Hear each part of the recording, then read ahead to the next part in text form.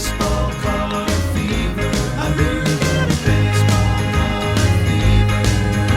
It started with my very first pack. Hey, what's up, CardTubers? Diego here. Welcome to another video. I'm so glad you hit the button to come watch, but unfortunately, there's not going to be many cards being seen, except if the cards that are seen over here in the background.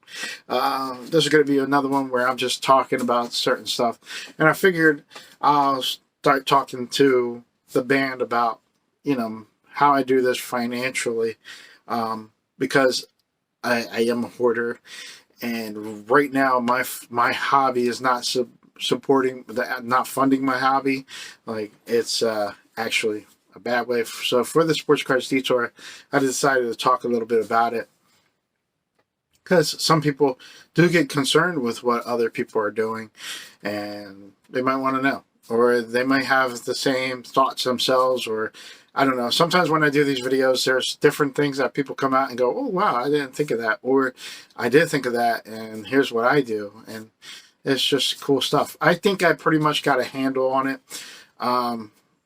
for my situation. So I'm pretty good where I am. And I'm happy with where I am. And I'm not trying to change very much for the time being. But I know it's going to change. This is only a small window. You might see, like, my videos have a lot of purchases that come through.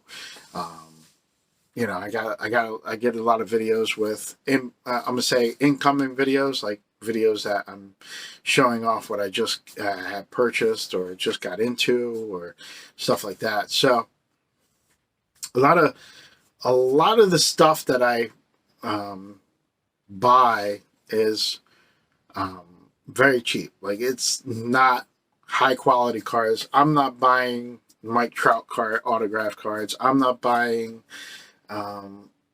anything probably over $50, unless it's like a large amount. But per card, there's nothing that's over $50, but it's probably in my collection that I didn't get pulled from a pack for me, or something like that, or I pulled from a pack. Other than that, I don't think I ever spent that much money on a card. Did I? Trying to think. I'm pretty sure I didn't. Pretty sure. At least I have myself convinced that way. But even my Ranks Amber cards, I didn't pay that much. So my Ranks Amber rookies, I mean. So basically, I'm a frugal buyer. I'm always looking for bulk deals and stuff like that. So my card count, usually my per card is in the cents, like less than 10 cents, maybe a little bit more, but if kind of like averages out to the 10 to 15 cent to 18 cent range, like basically sports slots. One of the places that I buy off of. I also buy off of Under Stadium Lights. With the, like, people probably wonder, man, why do you always go to Under Stadium Lights? Like, they have a few good deals. I signed up for the Hall of Fame package. The Hall of Fame package basically is prepaying for your shipping, and you get 25 cards per shipment with a collectible item and 2 packs inside of it. And I'm like, well, that if I do it weekly and I purchase enough to have a substantial shipping, such as a flat rate bubble mailer sent my way, then that fee that they were charging for the Hall of Fame Club makes it worth it, because now I'm starting to get stuff for free. Like, by my last 2 shipments of the month, like the last 2 weeks, all that stuff is free. Like, the packs are free, and just the stuff that I bought is what I'm actually paying for. But I already had the amount that they charge already invested in it. So that's how I play that. For sports slots, I just try, and when I do auctions, I look for bigger auctions, like more cards per. And then I also,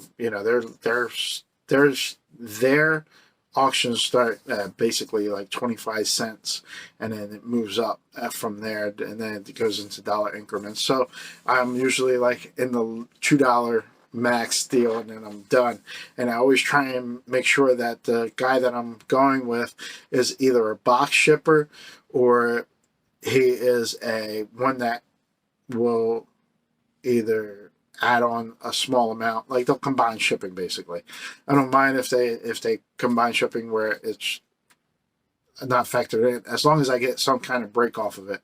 There are times where I got duped and I asked the guy, do you do combined shipping like for this, like, or are you charging $4.25 per card? And that's what he was doing, and basically made $9 off of me just from the shipping, and the shipping was in a envelope. So it happens where I get duped for stuff like that, but I also try not to. I try and stick with certain sellers, and then I also try and support some of my card tubers that are on here, like when they have sales online or they have eBay stores that they have. I like to go try and support them every so often, as much as I can.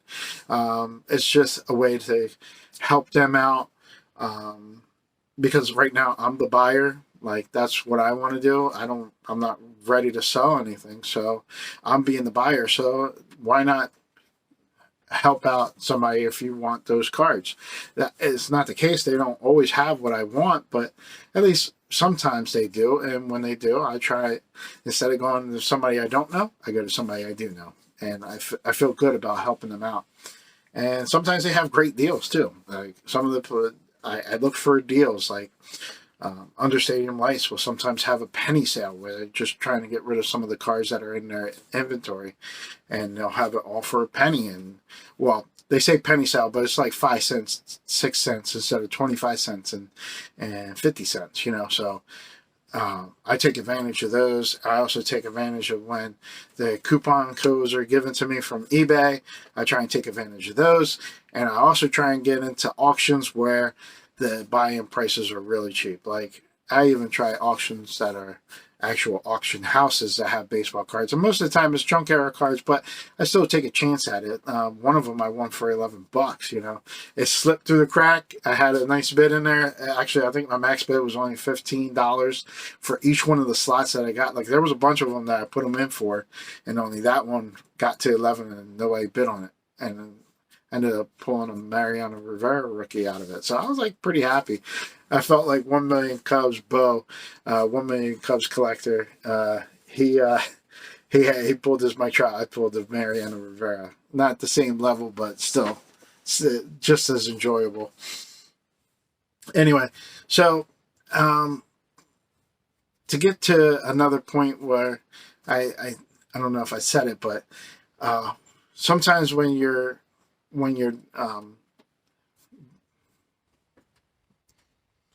sorry, I had to pause it for a second there. Sometimes when you're doing collecting, sometimes what you would like to do, what you ultimately would like to do, or what I think I would like to do, is when my funds get a little lower, I want my hobby to fund my hobby. I want to do stuff like basically the sellers of today that are collectors.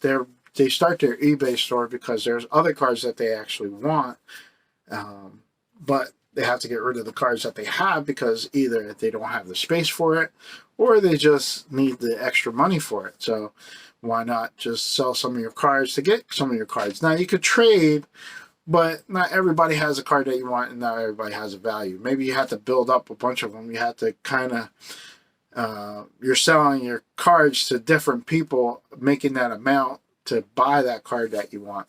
So when you have your hobby, funding your hobby, that helps out a lot. But I did fall into the trap years ago when I started back into the hobby. I got into breaks, and I was buying $40 to $50 breaks, and I was getting into some that just didn't give me any cards back for anything that I bought. You know, like the prices to buy in were like so much, and the only time I was really happy is when I actually got something in the mail. And some of these guys were holding back the base cards. You know, they'd be like, "No, we just send out hits," and I was like, "Man, this is stupid." You know, like. So I got into a little trouble with that. And then on top of that, my hobby that's uh, my second hobby is making the content for YouTube. So I was always trying to buy cards and get into the breaks for those high ones or buy cards at a high price because I wanted to make some good content. I wanted to have something that somebody wanted to see. Like I wanted to get those cards that other people had so that I could show them on my channel. And that was a waste of money. Like I actually got myself, I started putting stuff on my credit card and I was just like, that's so stupid of me. Like, that's just not right. Um, it's okay. Let me just reiterate that you can put stuff on a credit card, but I wasn't paying my credit card like, or I was just paying the minimum amount. I wasn't paying back my, like, taking out money to pay my credit card to build miles or anything like that. I was just putting it on credit card, just leaving it there and letting my balance get higher. And that was really stupid on my part for me. And all it was just to try to have people watch my channel, and that was just ridiculous. So I think in a way, when stuff happened that I left YouTube that time, it actually cleared my head, gave me a little different perspective. Why am I doing this? What am I doing this for? Why am I collecting again? You know, stuff like that. And COVID hit, and now the stride is back. You know, like I'm not finding product on there on the floor, so I'm trying to get some stuff off the line, and I don't want to pay an absorbent amount of money for it. But at the same time, I start noticing that a lot of people are buying, and I'm actually getting like the prices didn't go up, but I had more money to spend on my hobby, and that became because I wasn't bowling anymore, and I wasn't playing softball anymore. I wasn't going to play golf anymore. We weren't going to movies anymore or having pizza anymore. Like all those things were stopping. Like all the entertainment part and baseball cards and sports cards became my entertainment. So now I have the entertainment funds coming in, and I'm like, oh man, I could buy all these cards, but I'm also like, you know, I haven't done anything besides make YouTube videos and short cards, or it's starting to open back up where I'm going out and I'm doing other stuff besides just this, and that's probably why like videos will probably slow down eventually. Content, like the content will slow down, but so will my buying and stuff like that, because I know I'm going to go play softball this summer and have a good time with that. I don't know how many teams I'm going to join. Usually my fat self has to join like 4 or 5 teams just to help myself get in shape. I need to run around uh, because if not, I'll be a 500-pound beast. So I was like, I don't want to be a 500-pound beast. So I've joined like 5 or 6 teams during the week to go play. But this year I'm probably going to start back up with one. Usually I go bowling. I don't bowl anymore. Like I really miss my bowling days, but I don't bowl anymore. So like that money that I used to use for those other things are what was funding my hobby now, or what is funding my hobby now. And eventually that's going to leave. And that's the same thing that's happened all over collecting. Like a lot of people are doing the same thing where they're doing other stuff that they used to do before, and they're just going back to it, like going to dine out and having fun and going on date night with your fiance or your wife. Like that is very important for me and Heather.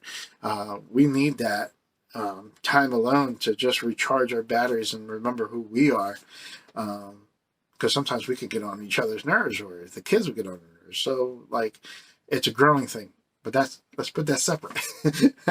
I was going off on a tangent there. But that money there is what was coming into here so I could buy more cards. So that's why it seems like I get a lot of cards and I'm always buying and buying and buying. And it does become a habit. It's one that I got to break.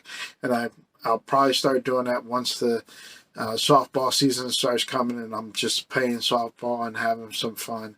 I might, me and my friend are talking about starting a chip and putt league for golf. So we're going to be doing that on Fridays. So a lot of my time for content creation and baseball cards are probably going to go a little bit to the wayside, maybe like the enjoyment at night. But I just know that that's how it's going to be. And I'm just hoping that other people won't make the same mistake that I did trying to put it on credit cards because you just want stuff, or you still have the bug to go buy, although like your funds are now, your entertainment funds are now distributed, but you still think you can spend the same amount. Try to be wise about all your spending. I'm trying to be as wise as I can. I know this is going to be, it's a small window that I'm fitting myself into. So I don't expect this to last forever where every day I have something else to show or something like that. I'm going to have to go into my collection and show you guys parts of my collection. And that's going to be fun in itself. But nowadays, always fun, you know? So I hope you guys enjoyed this talk. I hope it made some kind of sense to you. Maybe you could reflect on yourself, maybe you can reflect on me, and just let me know what your thoughts are about what I was talking about. It's just a conversation, a little conversation to start and chat it up, basically. Basically what I named this video. But thanks for watching. Thanks for tuning in. Thanks for staying this whole time and listening to me babble about stuff. It might make sense. I don't know. Okay, guys. Until next time. Well, thanks a lot for looking and listening, folks. I enjoyed being with you. So long, everybody.